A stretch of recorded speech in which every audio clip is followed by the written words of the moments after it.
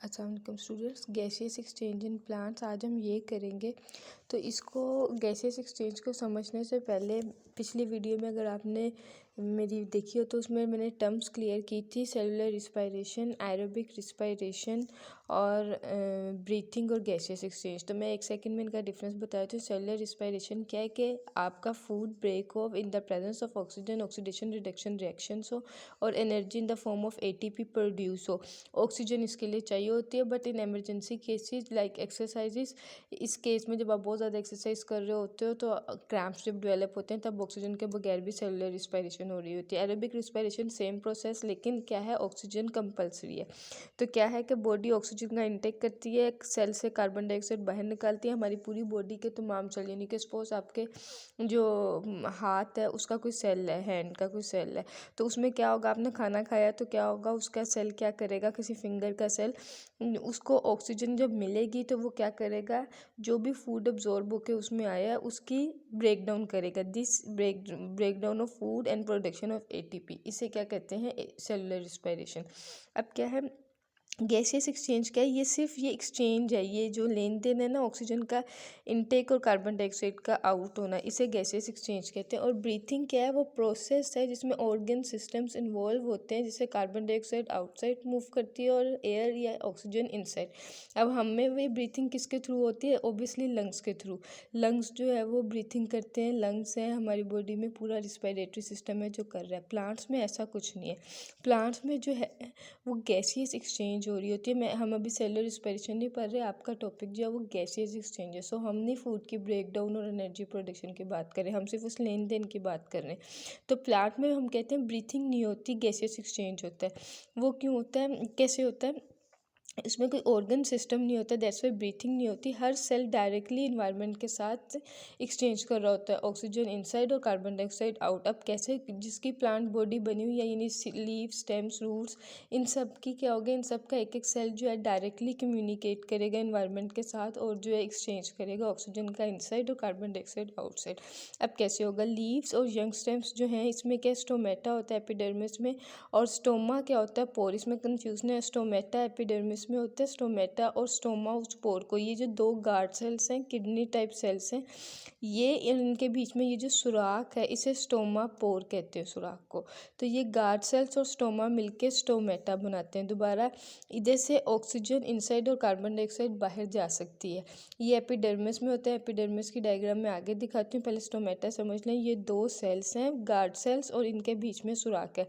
जब पानी बहुत ज़्यादा होगा तो क्या होगा कि ये गार्ड सेल्स जो हैं ये इस तरह टर्जिड हो जाएंगे और ओपन हो जाएंगे। और जब पानी जो है वो बिल्कुल नहीं होगा, यानी कि जो सेल्स हैं वो फ्लैसिड होंगे, जिस टाइम वो फ्लैसिड होंगे उस टाइम क्या होगा, ये सेल्स आपस में मिल जाएंगे, ये दोनों गार्ड सेल्स मिल जाएंगे और ये जो पोर है ये बंद हो जाएगा। उस टाइम कोई ऑक्सीजन इनसाइड और कार्बन डाइऑक्साइड आउट नहीं जाएगी, ठीक है। ये तो आप इसको समझ लें। जब टर्जिड होगा तो गार्ड सेल्स क्या होंगे, वो स्टोमा जो है पोर ओपन कर देंगे और स्टोमेटा से ऑक्सीजन इनसाइड और कार्बन डाइऑक्साइड आउट जाएगी।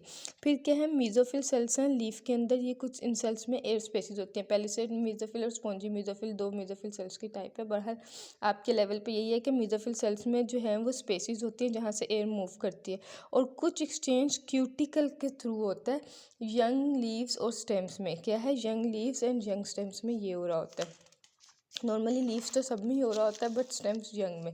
अब ये समझें, ये एक लीफ का सेल है, उसमें क्या है, ऊपर क्यूटिकल है, कुछ क्यूटिकल से एक्सचेंज हो रहा था, बाकी ये अपर एपिडर्मिस, ये लोअर एपिडर्मिस, ये मीजोफिल सेल्स, ये पेलिसेड और स्पॉन्जी मीजोफिल सेल्स है, इनके बीच में स्पेसिस हैं, आप देख रहे हो। ये क्या है, ये स्टोमेटा है, किसमें, लोअर एपिडर्मिस में। इसी तरह अपर एपिडर्मिस में भी होता है स्टोमेटा। तो ये स्टोमेटा, ये उसके दो गार्ड सेल्स, ये उसके बीच में स्टोमा पोर, इधर से एयर अंदर जा रही है, और ये जो एयर स्पेसिस है मीजोफिल सेल्स में, इधर से भी डायरेक्टली भी जा रही होती है और यहाँ से भी आगे जा रही होती है, और इस तरह हर सेल को ऑक्सीजन मिल रही होती है, और इनसे जो कार्बन डाइऑक्साइड बन के बाहर आ रही होती है थ्रू सेलुलर रिस्पायरेशन, वो स्टोमेटा से बाहर जा रही होती है। तो carbon dioxide out, air, oxygen inside, ये किससे है, ये एपिडर्मिस के अंदर स्टोमेटा है, ठीक है, और कुछ क्यूटिकल के थ्रू हो रही होती है। ये अपर एपिडर्मिस, ये लोअर एपिडर्मिस, इनके बीच में स्टोमेटा है, इनके बीच में ये पोर है, ये गार्ड सेल्स के बीच में, इधर से air inside, carbon dioxide out. और ये जो मेसोफिल सेल्स हैं इनके बीच में एयर स्पेसिस हैं जिसकी वजह से एयर इजीली ऑक्सीजन भी मूव कर लेती है, कार्बन डाइऑक्साइड बाहर भी आ जाती है, और ये डायरेक्टली भी थोड़ा सा इन्वायरमेंट से डायरेक्टली भी ऑक्सीजन इनसाइड और कार्बन डाइऑक्साइड आउट कर लेते हैं विदाउट स्टोमेटा भी। अब सिचुएशंस क्या है, डे टाइम में क्या हो रहा है, फोटोसिंथेसिस हो रही होती है, मतलब फूड मेकिंग, उस टाइम ऑक्सीजन प्रोड्यूस हो रही होती है, और रिस्पायरेशन जो है वो तो प्लांट हर वक्त रिस्पायर कर रहा होता है, तो उस टाइम जो है फूड की ब्रेक डाउन हो रही होती है। तो क्या है, जो कार्बन डाइऑक्साइड ऑक्सीजन फोटोसिंथेसिस में प्रोड्यूस होती है, फोटोसिंथेसिस में क्या चीज़ चाहिए होती है, कार्बन डाइऑक्साइड। कार्बन डाइऑक्साइड लेते हैं प्लांट्स और उसके ज़रिए वो अपना फूड बनाते हैं, सुक्रोज और स्टार्च बनाते हैं कार्बन डाइऑक्साइड इनसाइड करके, और बाय प्रोडक्ट क्या होता है, ऑक्सीजन। तो क्या है, फोटोसिंथेसिस में कार्बन डाइऑक्साइड इनटेक कर रहे हैं प्लांट और ऑक्सीजन प्रोड्यूस कर रहे हैं, वो ऑक्सीजन जो है वो रिस्पायरेशन में यूज़ हो रही है। तो रिस्पायरेशन में ऑक्सीजन चाहिए होती है, और रिस्पायरेशन से क्या चीज़ प्रोड्यूस होती है, कार्बन डाइऑक्साइड, और वो कार्बन डाइऑक्साइड फोटोसिंथेसिस में जा रही होती है। तो इन्हीं लीव सेल्स के अंदर फूड जब बन रहा है तो जो oxygen as a product produce हो रही है वो रिस्पायरेशन में एज अ रिएक्टेंट यूज़ हो रही है, और रिस्पायरेशन से जो कार्बन डाइऑक्साइड प्रोड्यूस हो रही है रिस्पायरेशन से वो फोटोसिंथेसिस में यूटिलाइज हो रही है। तो आपस में चल रहा होता है हिसाब, ठीक। अच्छा जी, और नाइट टाइम में क्या हो रहा है, क्योंकि फोटोसिंथेसिस नहीं हो रही होती, क्योंकि कोई सनलाइट नहीं होती, तो उस टाइम सिर्फ रिस्पायरेशन हो रही होती है। तो अब जो फोटोसिंथेसिस से जो ऑक्सीजन प्रोड्यूस हो रही थी उसका सीन ख़त्म है, तो प्लांट डायरेक्टली इन्वायरमेंट से ऑक्सीजन लेगा, और जो रिस्पायरेशन के वजह से रिस्पायरेशन के प्रोसेस के प्रोडक्ट में कार्बन डाइऑक्साइड प्रोड्यूस होती है बाई प्रोडक्ट, वो डायरेक्टली इन्वायरमेंट में जाएगा। सो रिस्पायरेशन में दिन के टाइम जो कार्बन डाइऑक्साइड प्रोड्यूस होती है वो फोटोसिंथेसिस में यूटिलाइज हो जाती है, और प्लांट फोटोसिंथेसिस से वाली ऑक्सीजन भी इजीली ले लेता है, लेकिन रात को वो इन्वायरमेंट से ही सिर्फ ऑक्सीजन लेता है और इन्वायरमेंट में कार्बन डाइऑक्साइड देता है। इस वजह से कहते हैं कि रात को पौधों के नीचे नहीं सोना चाहिए, क्योंकि कार्बन डाइऑक्साइड जो है वो हमारे लिए टॉक्सिक है। तो इसलिए जो है वो उसकी अगर कंसनट्रेशन बढ़ जाए 0.04% से तो फिर वो हमारे लिए मसला करती है, इसलिए कहते हैं कि रात को दरख्तों के नीचे नहीं जाना चाहिए। देन दूसरा क्या है, वुड स्टेम और रूट्स जो है, मेच्योर जो रूट्स हैं वो क्या करते हैं, वुड के ऊपर क्या होती है, बार्क होती है, तो बार्क जो है वो गैसेस एक्सचेंज नहीं करती, लेकिन बार्क में कुछ पोर्स होते हैं, उन पोर्स को कहते हैं लेंटिसेल्स। अब इस चीज़ को जहन में रखें कि मेसोफिल सेल्स कहाँ हैं, लीफ में, और लेंटिसेल्स कहाँ हैं, स्टेम में और रूट्स में, उनमें कहाँ है, बार्क के अंदर। जो जहाँ जहाँ बार्क है उसमें जो पोर्स हैं उसको लेंटिसेल्स कहते हैं, वहाँ से जो है एयर का पैसेज अलाउ हो जाता है, ठीक है, और ये स्टेम में थोड़े से उभरे हुए होते हैं। देन क्या है, यंग रूट्स यानी कि जो नए नए रूट्स डेवलप होती हैं, उनमें क्या, उनमें बार्क नहीं होता, उनमें एयर एक्सचेंज पूरी रूट से हो जाता है, क्योंकि वो अभी रूट में बार्क डेवलप नहीं हुई होती, तो बार्क ही जो है वो एक्सचेंज नहीं करने देती, उसमें से स्पेसिफिक पोर्स है लेंटिसल्स वो करने देते हैं। लेकिन यंग रूट्स में बार्क होती नहीं है, क्योंकि वो अभी नई नई जो है वो ग्रो की होती हैं, तो उनमें पूरी रूट से ही हो जाती है एक्सचेंज। और एयर मौजूद कहाँ होती है, सॉइल में, मतलब ऑक्सीजन और कार्बन डाइऑक्साइड सॉइल के अंदर ट्रैप हुई होती है।